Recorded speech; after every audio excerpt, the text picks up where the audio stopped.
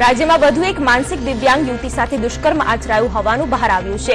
કચ્છની માનસિક દિવ્યાંગોની હોસ્પિટલમાં સારવાર લઈ રહેલી એક યુવતી કોઈ નરાધમની હવસનો શિકાર બની હોવાની પોલીસ ફરિયાદ નોંધાઈ છે। યુવતી સાથે કોઈ શખ્સે દુષ્કર્મ આચરી તેને ગર્ભવતી પણ બનાવી હતી। હોસ્પિટલના તબીબને આ અંગેની જાણ થતાં જ યુવતીનો ગર્ભપાત પણ કરાવવામાં આવ્યો છે।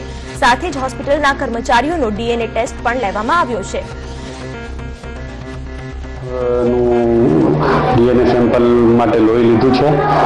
અડધાનું થઈ ગયું છે, અડધાનું બાકી છે અને બેનના જે ગર્ભવતી હતી ને જે ગર્ભ પડી ગયું એનું પણ ડીએનએ સેમ્પલિંગ માટે ગાંધીનગર ફોરેન્સિક સાયન્સ લેબમાં મોકલી દેવાયું છે અને હાલ બાકીનું જે લેવાઈ જાય તો મેચિંગ કરશે ને ત્યાર પછી ખબર પડશે કે આ દુષ્કર્મ કલરકામ માટે આવતા હતા એનું પણ ડીએનએ સેમ્પલિંગ થાય તો સારું છે।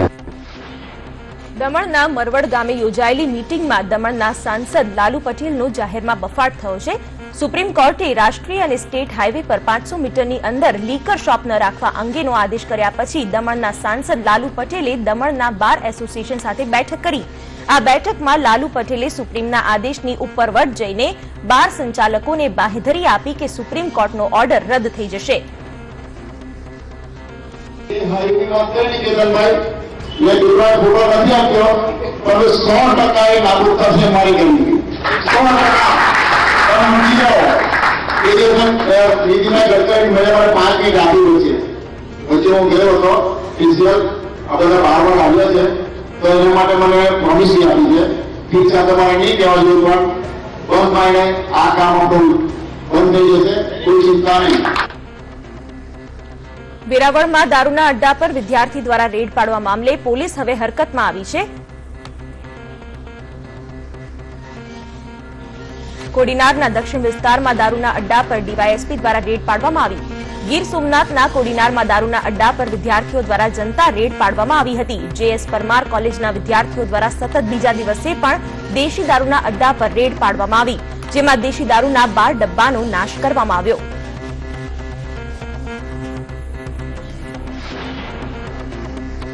વેટ વિભાગે આજે રાજકોટ, મોરબી અને સુરેન્દ્રનગરમાં દરોડા પાડીને સપાટે બોલાવી દીધો। વેટ વિભાગે 4 વેપારીઓ પર દરોડા પાડતા બીજા વેપારીઓમાં ફફડાટ વ્યાપી ગયો છે। વેટ વિભાગે રાજકોટમાં કોમ્પ્યુટર અને બાયોફ્યુઅલના એમ 2 વેપારીઓના ત્યાં દરોડા પાડ્યા હતા, જ્યારે મોરબીમાં કલર કેમિકલના વેપારીને ત્યાં અને સુરેન્દ્રનગરમાં વાસણના વેપારીને ત્યાં દરોડા પાડ્યા હતા। સુરતના મહાકૌભાંડી ભજીયાવાળાના કૌભાંડો બાદ પીપલ્સ બેંક સક્રિય થઈ છે, તો ભજીયાવાળા પ્રકરણમાં પીપલ્સ બેંકના મેનેજર સામેલ હોવાના કારણે તેને સસ્પેન્ડ કરાયા હતા। પીપલ્સ બેંકના મેનેજર પંકજ ભટ્ટને સસ્પેન્ડ કરાયા, તો આવકવેરા વિભાગની ઇન્ક્વાયરી પેન્ડિંગ રાખીને મેનેજરને સસ્પેન્ડ કરાયા છે। અગાઉ મેનેજરની બદલી કરવામાં આવી હતી।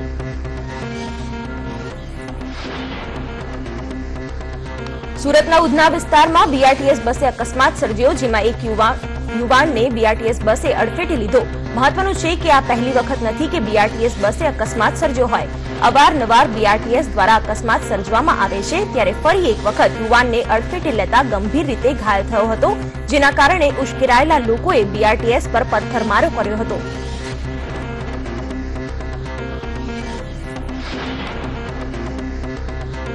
હંમેશાથી વિવાદોમાં ઘેરાયેલ રહેતી સૌરાષ્ટ્ર યુનિવર્સિટીમાં ફરી એક મામલો સામે આવ્યો છે, જેમાં યુનિવર્સિટીની પરીક્ષામાં ગેરરીતિ આચરનારને દંડ કરવામાં આવ્યો છે।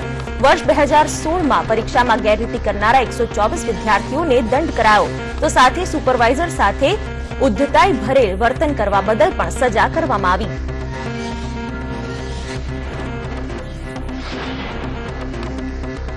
અમદાવાદમાં લુખ્ખા તત્વોનો આતંક દિવસે ને દિવસે વધી રહ્યો છે, તેવામાં કાલુપુર ફ્રૂટ માર્કેટમાં કેટલાક અસામાજિક તત્વો દ્વારા આતંક મચાવવાની ઘટના પ્રકાશમાં આવી છે।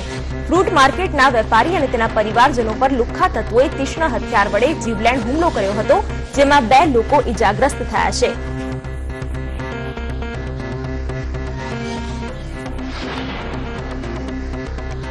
છેલ્લા 1 મહિના ઉપરથી બર્ડ ફ્લૂની દહેશત વચ્ચે જીવી રહેલા અમદાવાદ વાસીઓ માટે રાહતના સમાચાર આવ્યા છે।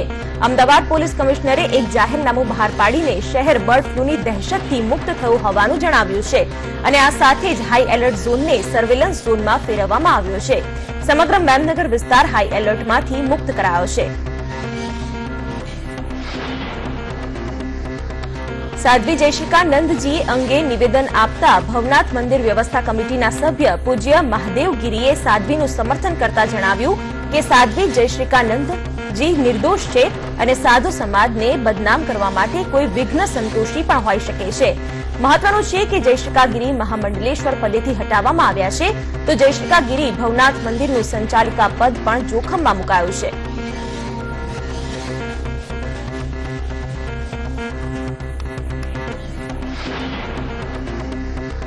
ભગવા કપડા પાછળ છુપાયેલા ચહેરાથી સૌ કોઈ ચેતી જવાની જરૂર છે. ફરી એકવાર ભગવો વેશ ધારણ કરી ગુનાહિત કૃત્યો કરનારી એક સાધ્વી પોલીસ સકંજામાં આવી છે. પાલનપુરની કરોડપતિ સાધ્વી જયશિકા નંદગીરી કર્મોનો ભાંડો આખરે ફૂટી ગયો છે. પાલનપુર સેશન્સ કોર્ટે સાધ્વીના 3 દિવસના રિમાન્ડ મંજૂર કરી પોલીસ હવાલે કરી છે.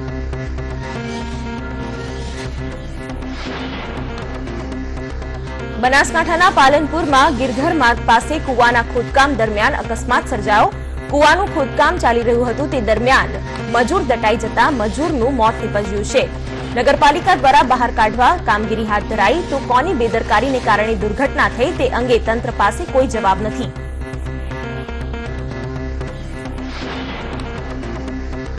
બનાસકાંઠાના અમીરગઢ નજીક ઝાંઝરવા ગામે હાઈવે પર ચક્કાજામ કરવામાં આવ્યો, તો ચક્કાજામ કરવા પાછળ હિટ એન્ડ રન જવાબદાર છે. એક કાર ચાલકે રાહદારી યુવકને ટક્કર મારી, જેમાં યુવકનું મોત નીપજ્યું. તો આ અકસ્માત સર્જનાર કાર ચાલકને પોલીસે ઝડપી પાડ્યો છે. બોર્ડર પર નાકાબંધી કરીને કાર ચાલકને ઝડપી પાડવામાં આવ્યો છે.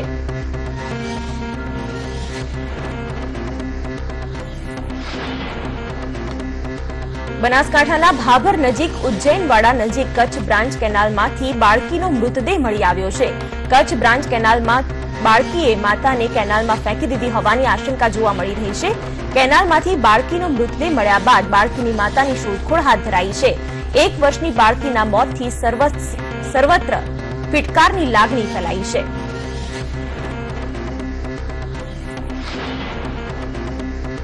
ગુજરાતમાં પ્રથમવાર નર્મદા જિલ્લામાં પોલીસ દ્વારા 2 બાઇક એમ્બ્યુલન્સ તૈયાર કરવામાં આવી છે. દર્દીઓ માટે આરામથી બેસી શકાય તેવી ખાસ વ્યવસ્થા કરવામાં આવી છે. તો આ એમ્બ્યુલન્સ આધુનિક સાધનો અને નવી ટેકનોલોજી સાથે તૈયાર કરાઈ છે. એમ્બ્યુલન્સ નર્મદા પોલીસ દ્વારા લોન્ચ કરવામાં આવી રહી છે.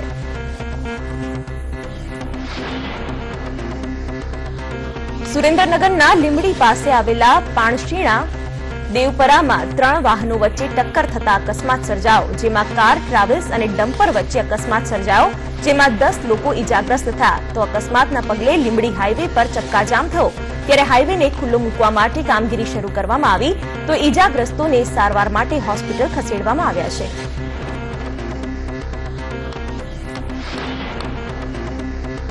આણંદ તારપુર પાસે પણ અકસ્માત સર્જાયો છે. કાર અને ટ્રક વચ્ચે અકસ્માત સર્જાયો. અકસ્માતની જાણ થતા તારાપુર પોલીસ ઘટના સ્થળે પહોંચી તપાસ હાથ ધરી છે.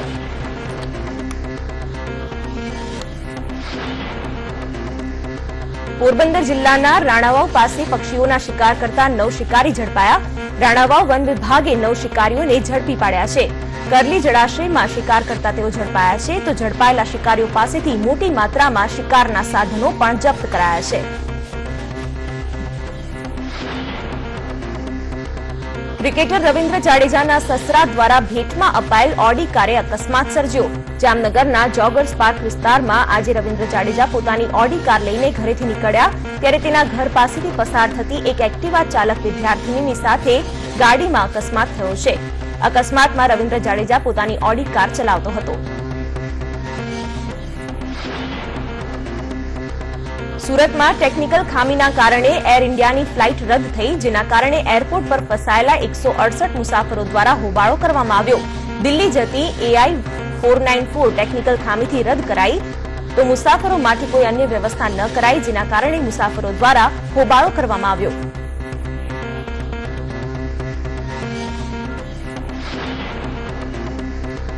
ગુજરાતના સુપ્રસિદ્ધ અંબાજી મંદિરના ટ્રસ્ટ દ્વારા ગોલ્ડ મોનેટાઇઝેશન સ્કીમમાં મંદિરનું સોનું મુકાયું છે.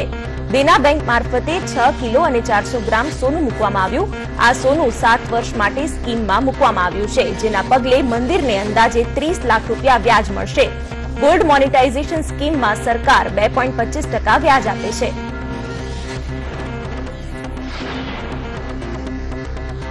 નોટબંધી બાદ કેન્દ્ર સરકાર દ્વારા કેશલેસ વ્યવહાર પર ભાર મૂકવામાં આવ્યો છે, ત્યારે કેશલેસ વ્યવહારને વેગ આપવા માટે અમદાવાદમાં 29મી જાન્યુઆરીએ ડિજીધન મેળો યોજાશે, જેમાં 30 જેટલી બેંક સહિત સરકારના વિવિધ વિભાગોના સ્ટોલ લગાવવામાં આવશે. બુલેટિનમાં આગળ વાત કરીએ તો અન્યાય અને તંત્રના ભ્રષ્ટાચાર સામે અવાજ ઉઠાવાતા ગુજરાત બીએસએફના જવાનનો વિડીયો વાયરલ થયો છે. જવાને આ વિડીયો ફેસબુક પર અપલોડ કરી કેટલાક સનસનીખેજ આરોપ લગાવ્યા છે. તો બીજી તરફ બીએસએફ દ્વારા જવાબ આપવામાં આવ્યા છે, જેમાં અમુક કાયદાની વાત કરાઈ છે, જેમ કે બીએસએફમાં એક્ટ છે કે કોઈ પણ ફરિયાદ હોય તો ગ્રીવન્સ સેલ છે. બીએસએફમાં કોઈ જવાન મીડિયામાં ફરિયાદ કરી શકતો નથી. भ्रष्टाचारी जवानों के मैस के पैसों तक को नहीं छोड़ते. जवान मैस तो बीएसएफ का एटीएम है. हर इंस्पेक्शन, हर ऑडिट, किसी भी प्रकार का कोई दौरा, कोई चीज खरीदनी हो, बीएसएफ का जवान मैस है ना, खूब पैसे है उसमें निकाल लेते हैं जब दिल करता है.